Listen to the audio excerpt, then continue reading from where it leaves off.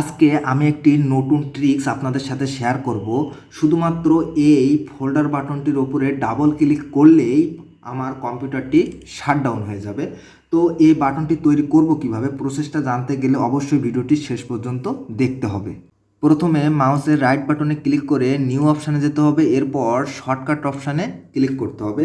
এখানে টাইপ করতে হবে shutdown dot EXE space slash S space slash F space slash T space 00।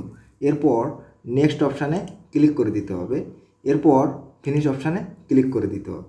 এখানে shutdown নামে একটি ফোল্ডার ক্রিয়েট হয়ে গেছে। এখন এই ফোল্ডারটিকে কাস্টমাইজ করতে হবে। এর জন্য এই ফোল্ডারের উপরে রাইট বাটনে ক্লিক করব, এরপর প্রপার্টিস অপশানে চলে যাব, এরপর চেঞ্জ আইকনে চলে যাব, এরপর ওকে অপশানে ক্লিক করব।